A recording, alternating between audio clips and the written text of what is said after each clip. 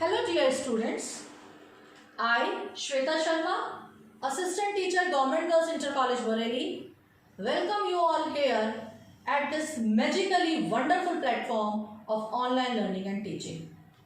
It is indeed a miracle of technology that connects you and me from such a long distance. So let's utilize this opportunity and start today's lesson. First of all, I wish to put a question before you. What should be the real purpose of life? Yes, what should be the real aim of life? Learning or earning? Playing or relaxing? Or finally, achieving? Yes, I know this is a very difficult question to answer to because there cannot be a fixed answer for such questions. The answers may vary from person to person. And this is what I am going to teach you today. I am going to teach you Poem 2 of Class 10th English, A Sam of Life, composed by Sir Henry Wadsworth Longfellow. First of all, have a look at the very pronunciation of this word Sam. This small word, having just 5 letters in it, has 2 silent letters. One is P and the other is L. P and L are silent, so it is pronounced as Sam. Okay? Sam of life. And the meaning of Sam is, actually it is a new term for you. I know you are not aware of the meaning of Sam. The meaning of Sam is devotional song. So it becomes devotional song of life. Do you know what is the purpose behind singing or behind listening to or behind reading these psalms or these devotional songs? They are very beneficial for us. Actually, they strengthens our spirituality and gives us hope. So we should all learn and read them. Just have a quick look at these benefits of reading of psalms. They give expression to our feelings. The second is they assure us others have experienced our problems. Okay, no, we are not only the sufferers, the other persons also suffering in the same way. They turn our hopelessness into hope and trust. Okay, they make us more hopeful towards life, more optimistic towards life. They prove God is not offended by honest questions and feelings. Okay, it means they prove that God is our Father and we have got all rights to put questions before Him. If we talk about the composer or the poet of this poem, he is Sir H.W. Longfellow. His full name is Henry Wadsworth Longfellow. He was an American poet and a well-known educator. He was born on February the 27th in the year 1807 at Portland of United States. He was lucky enough to be a student of Harvard College, which is globally known for the world-class education it imparts to its students. And finally, after leading a very successful, a popular, a wonderful life, he died on March the 24th in the year 1882 at Cambridge, United States. Just have a look at his famous works, his famous books. Voices of the Night. Voices of the Night is the book that has this poem, which is prescribed in our syllabus, A Psalm of Life. This poem is taken from this book, Voices of the Night. You must learn this thing. The next is poems on slavery. The third one is The Spanish Student. Next is Balfrey of Bruges. The next is The Golden Legend. And the other is Village Blacksmith. And if we talk about his famous poems, these 5 are very famous poems of Longfellow. The Song of Hiawatha. The third is Evangeline. A Psalm of Life, which I am going to teach you today. Paul Revere's Right, And the last is The Village Blacksmith. The Village Blacksmith is actually a very long poem. And this is the thing. The translation of Dante's Divine Comedy is the greatest achievement of Sir Longfellow. Okay? Without wasting time, just start our poem. First of all, I am going to read this poem and I am going to recite this poem loud and clear for you. Have a look. Life is real, life is earnest, and the grave is not its goal. Dust thou art, and dust returnest, was not spoken of the soul. Not enjoyment and not sorrow is our destined end or way, but to act that each tomorrow finds us farther than today. In the world's broad field of battle, in the bivouac of life, be not like dumb, driven cattle, be a hero in the strife. Let us then be up and doing with a heart for any fate, still achieving, still pursuing, learn to labor and to wait. So, children, this poem is a long poem actually, which has 9 stanzas of 4 lines each, but here in your syllabus, just 4 stanzas of this poem are prescribed. So I am going to teach and I am going to explain just these 4 stanzas to you.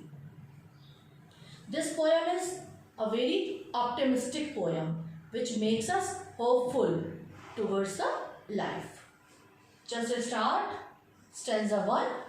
Life is real, life is earnest, and the grave is not its goal.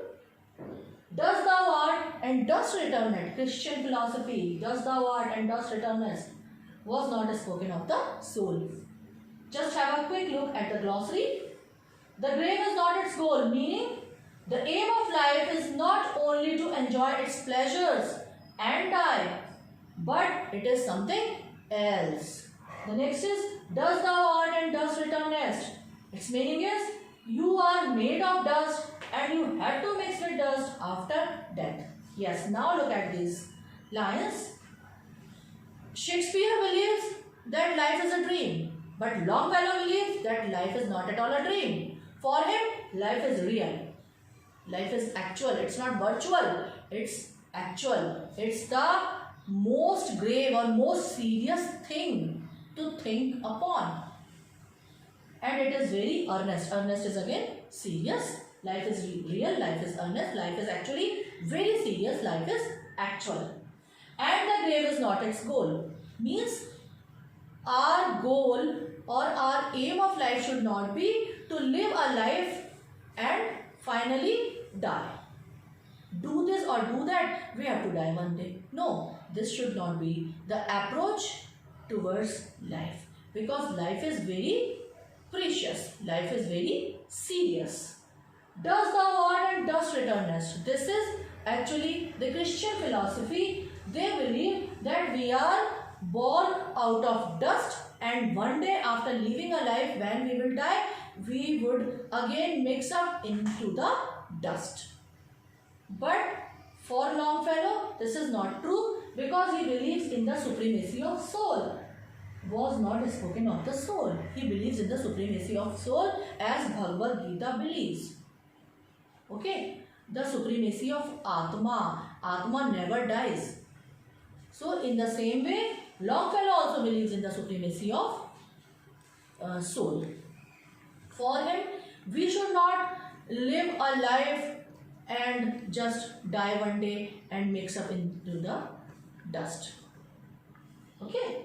The next stanza is, not enjoyment and not sorrow is our destined end or way, but to act that each tomorrow finds us farther than today.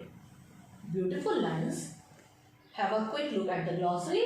Destined end or way means the predetermined aim or object of life. Predetermined, finally decided. And the next is finds us farther than today. We are making continuous progress.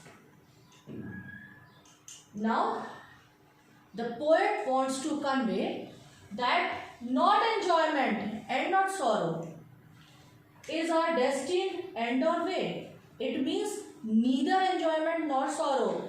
Means we should never be very happy nor should be very sad for our life. Life is something different. Life is something great. It is to be taken seriously, but to act that each tomorrow finds us farther than today, and we should, in the strive of making our life successful and in the strive to touch the zenith of success, we should try to make each tomorrow finds us farther today. Personification is used. The figure of speech personification is used here, and the each tomorrow, each coming day finds us at a better position. Like day by day, we should keep on moving towards a path of success. Day by day, we should keep on moving towards a path of glory. Okay, then only one day finally we would touch the zenith. We would reach at the top. The next third stanza is, in the world's broad field of battle, in the bivouac of life, be not like dumb driven cattle, be a hero in a strife. This is the third stanza. Have a quick look at the glossary. The words broad field of battle means life is full of struggle and difficulties, so we should not feel shy of these, but do our duty in the battle of life. And the next is bivouac. Bivouac is a very new term for all of you, I am sure. And the meaning of this word is night camp of soldiers. And this phrase bivouac of life actually is a metaphor. The meaning of this phrase is temporary or short life. And finally, be not like dumb driven cattle means man should not live in world like goats and sheep, driven this way or that way by his circumstances. These are the brilliant lines, students. Just have a look.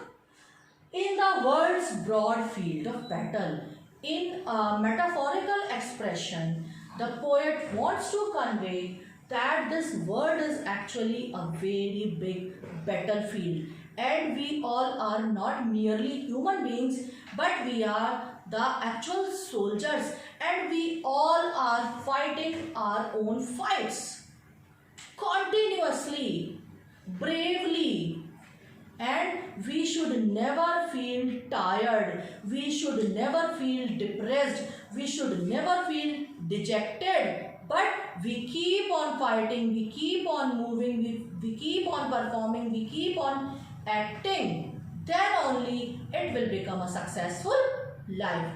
Then only we would be able to add some good meaning to our life. The next line is, in the bivouac of life. Okay, the bivouac. Children, I told you that this is an entirely new term for all of you, and the meaning of this term is night camp of soldiers. You all know that in olden days fights were fought in the battlefield. Okay, not like today's fight, which is based on technology. In the olden days, the fights were fought in the battlefield.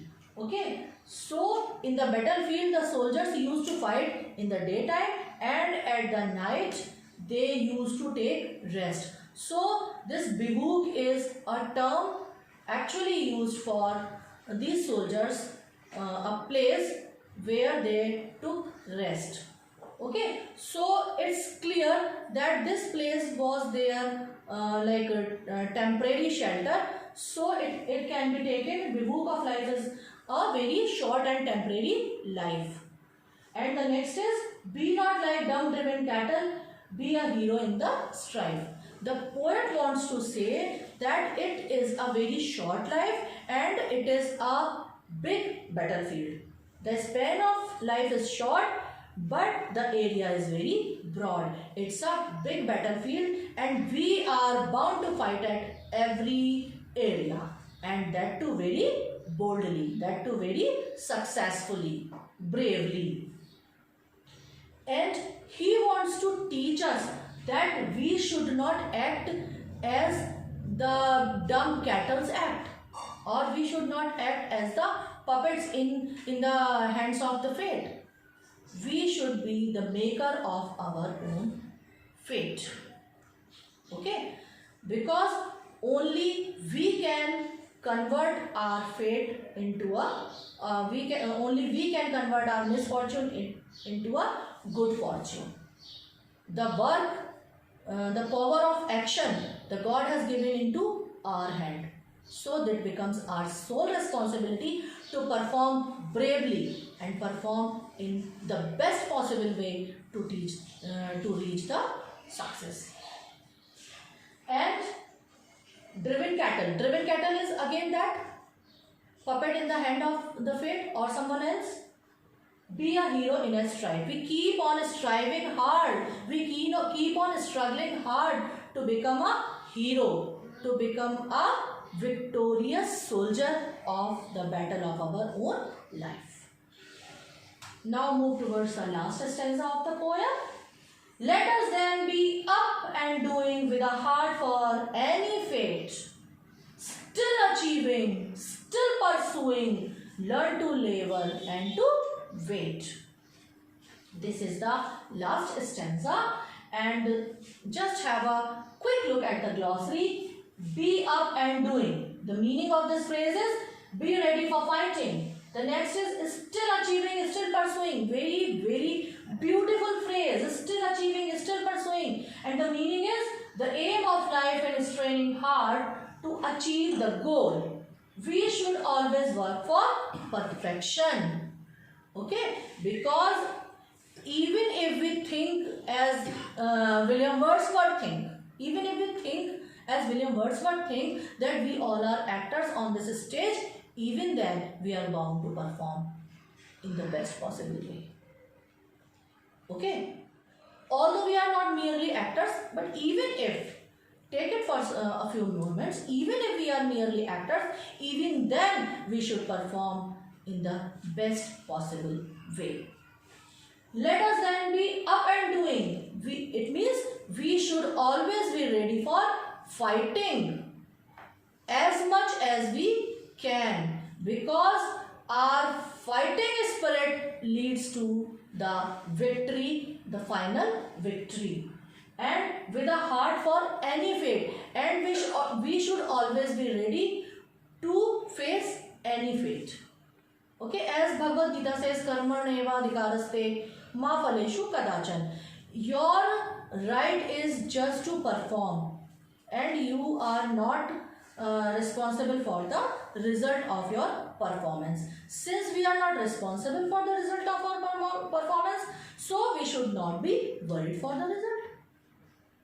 For a thing for which we are not responsible about. So what is the purpose for being worried about that very thing which we cannot change, which is inevitable, which is in the hand of the fate or in the hand of the God? The only thing in our hand is to act.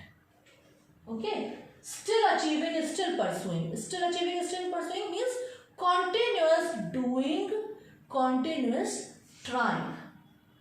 Okay? This continuous process towards the perfection would surely lead us to the topmost point of the perfection. Learn to labor and to wait. And the most important thing is this term, labor. Children, you all must have taken this term labor not a great term. We almost all of us look down upon this term labor, but believe me, this is the key word of a successful life. Only those who labor hard and of course in the right direction become successful. Otherwise, it becomes very difficult to reach the zenith. Okay, and in the Milton's words, they also serve who only stand and wait. Longfellow also seems to be matched with the words of Milton when he says that we should learn to labor and to wait. And to wait for what? And to wait for the best result. If today the result is not good, okay, fine.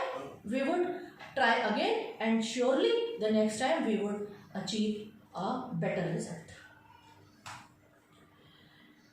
Now, moving towards the technical side of the poem, this is the rhyming scheme. The rhyming scheme, you know, the words that rhyme at the end. Okay, so the rhyming scheme of this poem is ABAB. The alternate lines rhyme at the end in all the stanzas. In first stanza, earnest and returnest, line 1 and 3, and bowl and soul, line second and fourth. They rhyme to each other. In second stanza, sorrow and tomorrow, way and today. In third stanza, battle and cattle, life and strife. And in the fourth stanza, doing and pursuing and fade and wait. All these 8 sets of rhyming words are there, which are here in this poem. Literary devices, if we talk about, let's start with language. The language, as you know, is very simple. Except a few difficult words, all words are very simple. The language is very simple, but at the same time it's very impressive. The style is lucid, touching and didactic. Didactic is educative. This poem educates a lot. The special feature of this poem is archaic use of English. Archaic is actually old English. The terms which had been very popular in the olden days, but now they are not in use. All these terms are known as archaic terms. In this poem, for example, returnest, art is actually ARER, and returnest is actually returned, and thou, THOU, thou is actually you. So this is the archaic use of English, and the expression throughout the poem is metaphorical. Figures of speech. Figures of speech are actually alankaras in Hindi. The first is metaphor. Metaphor is rupak. Metaphor is known as rupak alankar in Hindi. We have many examples of metaphor in this poem. I am putting these 3-4 examples before you. Life is real. The next is life is earnest. Words broad field, driven cattle, etc. The next is personification in Hindi. We call it manvikaran. Manvikaran, where an abstract thing or an inanimate object is presented as a person. So in this line, each tomorrow finds us means tomorrow finds us, as if the tomorrow is a person. Actually, tomorrow is not a person, but the poet has personified tomorrow as a person. The next is simile. Simile is in Hindi upma alankar, where comparison is there, and of course with the word of comparison. The word of comparison is like here. Be not like dumb. Okay, so simile is here. The next is alliteration. Alliteration is anupras alankar of Hindi, where the sounds are being repeated, and it is very easy to find out the alliteration from any part of the poem. And actually, beta, these figures of speech, they add to the beauty of any poetry. So have a look of these alliterations. Life is real.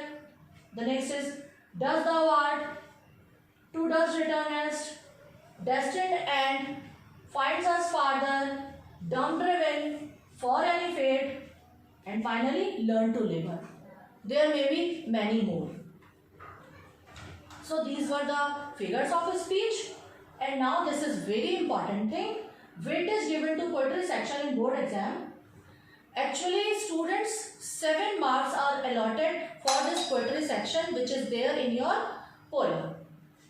Okay, you would be given 2 stanzas from any 2 of your poems. Actually, you have just 4 poems in your syllabus of class 10th English, and 2 stanzas of 4 lines each would be there in your question paper, and you would be asked to attempt any one of these 2 stanzas and answer the question based on these any one of these stanzas, and only 2 questions will be there. Okay, and these questions will be 2 marks each. So finally it would become 4 marks. The second question will be of 3 marks, and that is either the central idea of any poem, or you would be asked to reproduce 4 lines of any poem prescribed in your syllabus. But beware, you should not write the lines which are already printed in the question paper, otherwise you would be granted no marks. As I told you that central idea contains, or the weightage of 3 marks is given to central idea. So this is very important thing, and I have given this central idea for you. Let me read it for you. A Psalm of Life is a beautiful poem composed by H.W. Longfellow, who imparts a high moral in this poem. He says that life is not merely birth or death, it is reality and should be taken very seriously. Life is full of struggle. The poet advises us to face the difficulties of life like a brave person.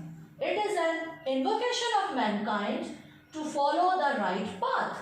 The main theme of the present poem is an optimistic view of life. So children, this is the central idea of this poem, and I want you to note it down in your notebooks so that you may learn it and reproduce it whenever you are asked to do it. Finally, the message of the poem.